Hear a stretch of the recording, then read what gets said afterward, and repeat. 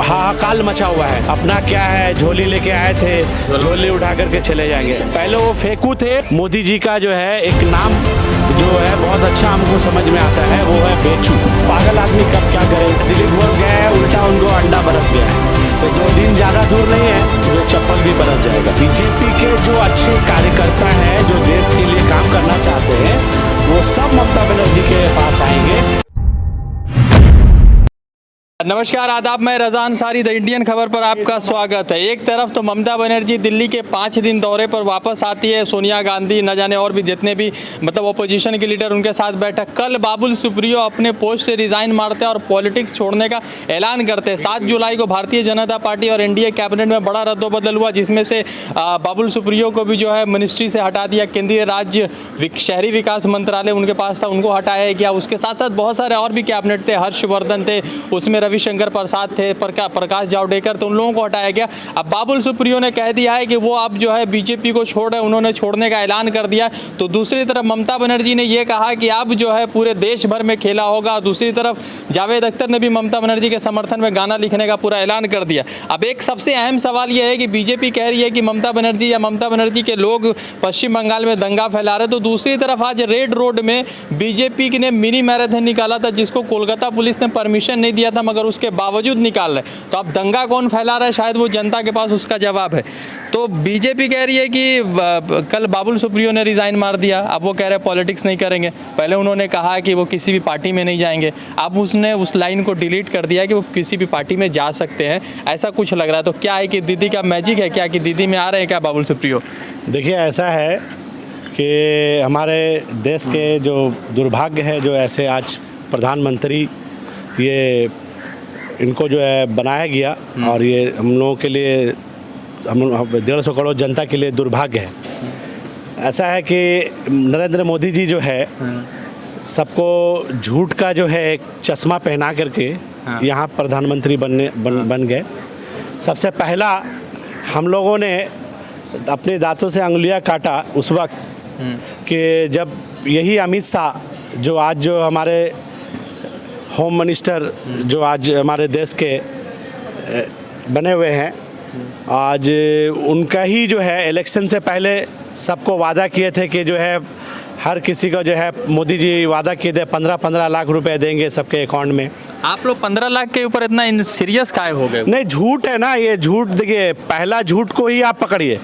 हम लोग तो जब पूरे 150 करोड़ जनता ने ये आशा किया था कि वाकई जो है हो सकता है हम लोग को मिले, क्योंकि ये जो है नरेंद्र मोदी जी जिस तरीके से आप ही मीडिया वाले लोग जो है उनको इतना हाईलाइट किए थे, जिसके वजह से अभी तो सुनने में आया है कि मीडिया वाले लोग को ही जितने बड़े बड़े एंकर लोग जो है आपके जैसे अर्नब गोस्वामी ऐसे और जो टीम है उस चैनल के जितने हैं, सबको जो है 15-15 लाख और करोड़ों करोड़ रुपए मिल रहा है, जो वाह वाह इन लोगों को मिल रहा है, हर वक्त मिल रहा है जहाँ तक। इसलिए मोदी जी वाह वाह कर रहे हैं। जनता 150 करोड़ जनता हाहाकार मचा हुआ है, बेहाली में है, खा नहीं रहे। यहाँ तक कि जो बेचारा का बचाया पूंजी सब खत्म हो गया। ये तो इस तरीके से जो है, जिस तरीके से देश चला रहे हैं ये मोदी जी, अब इनको भी जो है लग रहा है कि इस्तीफा दे दे तो बहुत अच्छा है, ये भी रिज़ाइन दे दे। नहीं तो वो हमको लग रहा है कि जो बोल के गए थे, अपना क्या है, झोली लेके आए थे, झोली उठा करके चले जाएंगे। तो बाबुल सुप्रियो छोड़ दिया पार्टी, तो बीजेपी का कहीं ना कहीं यहाँ पर तो बहुत बड़ा चोट लग गया, क्योंकि बाबुल सुप्रियो बड़ा फेस थे, बहुत सारे मामले में झगड़ा झमेला हो रहा था। तो दीदी में तो नहीं आ रहा है क्या बाबुल सुप्रियो? देखिए, दीदी एक ऐसी लीडर हैं कि वो कभी भी बड़ा मुसीबत हो या तूफान हो या अम्फान हो या अभी जो आया था इसमें जो है कभी भी जो है कूद पड़ती हैं। वो अपने जान का फिक्र नहीं करती हैं। हिंदुस्तान में बहुत सारे शहर गए, बहुत सारे लीडर को देखा, हमने ममता बनर्जी जैसे लीडर नहीं देखा। तो बाबुल सुप्रियो को ले रही हैं दीदी क्या? देखिए, ये डेमोक्रेटिक कंट्री है, ठीक है, डेमोक्रेटिक कंट्री है, यहाँ संविधान है, यहाँ हमारी ममता बनर्जी का कहना है हमेशा, वो आज अपने आप को नेत्री नहीं मानी है बेचारी, आज तक कभी नहीं बोले कि हम नेता है, जनता ने उनको नेता बनाया है। और ये बाबुल सुप्रियो क्या, उनके बीजेपी के जो अच्छे कार्यकर्ता हैं जो देश के लिए काम करना चाहते हैं वो सब ममता बनर्जी के पास आएंगे और आस्ते आस्ते देखिएगा 2024 आते आते नरेंद्र मोदी जी के पास अगर घूम कर देखेंगे तो कोई भी नहीं मिलेगा, कोई भी नहीं मिलेगा। तो वजह यह है कि ये तो झूठ पे झूठ चल रहा है ना, झूठ की सीढ़ी कब तक खड़ी रहती है, झूठ की सीढ़ी गिर जाएगी। तो आज जो 2024 जो पूरे पश्चिम बंगाल हमारे भारतवर्ष में जितने भी राज्य हैं, ये राज्य तो छोड़ दीजिए, पूरे विश्व में एक महिला ये दिखा दिया कि एक संसार को, एक परिवार को एक माँ, एक औरत चलाती हैं, नारी चलाती हैं। भारतीय नारी में बहुत शक्ति है। आने वाले टाइम में 2024 में ये हमारे नरेंद्र मोदी जी को जो है उनको उनकी असलियत दिखा देंगे और वो शर्मिंदा हो जाएंगे कि वाकई हमने झूठ बोल करके जो इतने दिन जो ये शासन किया और नहीं चलेगा। और हमारे उम्मीद है जो उन्होंने बना कर रखा है, देखिए उनका मोदी जी का जो है एक नाम जो है बहुत अच्छा हमको समझ में आता है, वो है बेचू। कांग्रेस कह रहे थे पहले वो फेंकू थे, फेंक करके जो है अब वो थक गए हैं, अब वो बेचना शुरू कर दिए हैं। लाल किला बेची चुके हैं, इंटरनेशनल एयरपोर्ट सारे बेची चुके हैं, बचा कुचा जो है आप देखिए रेल भी बेची चुके हैं। और जो है हमको तो लगता है, लेकिन नहीं, देश बेचने नहीं देंगे। देश बेचने का जो मंसूबा बनाकर है उससे पहले ममता बनर्जी खड़ी हो गई हैं, इस देश को कभी बेचने नहीं देंगे। ठीक है, चलिए मान लेते हैं कि मगर ममता बनर्जी 5 दिन का दौरा करके दिल्ली से आई हैं। सोनिया गांधी, अरविंद केजरीवाल, जितने भी विपक्ष के बड़े लीडर हैं, सबके साथ उनकी बैठक हुई। अब सवाल सबसे ज़रूरी ये है कि वो परसों आती है और कल जो है बाबुल सुप्रियो रिज़ाइन मारते हैं, तो कहीं ना कहीं तो लिंकअप लग रहा है कि बाबुल सुप्रियो, क्योंकि बाबुल सुप्रियो ने पहले ट्वीट किया था कि वो किसी भी पार्टी में नहीं जाएंगे, बाद में बाबुल सुप्रियो ने उस पोस्ट को फेसबुक से डिलीट मार दिया। तो कहीं ना कहीं तो ये बात है कि ममता बनर्जी के खेमे में बाबुल आ रहे हैं, ऐसा बहुत सारे लोग सोशल मीडिया पर लिख रहे हैं। देखिए 2024 में हमारे देश को बचाना है और देश के संविधान को अगर बचाना है, ये 150 करोड़ जनता, जो गरीब जनता का जो है, अगर इन लोगों की रोजी रोटी को बढ़ाना है और बचाने के लिए ममता बनर्जी जी तोड़ मेहनत कर रही हैं। हर पूरे राज्य के जितने भी देशभक्त हैं, जो लीडर हैं, जो वाकई जो देश के लिए किए हैं, उनको लेकर ममता बनर्जी एक मंच पे ला रही हैं। मैं जहां तक जानता हूं, जब ममता बनर्जी एक अकेली एमपी आई थी, जिस वक्त जो बंगाल की जनता जो है उनको, और आज देखिए सीएम बना दिया है। और जब सीएम बन गए तो इंशाअल्लाह ताला और ऊपर भगवान की दुआ से, दया से वो एक दिन पीएम भी बनेगी। एक बात बताइए, शोले फिल्म देखें?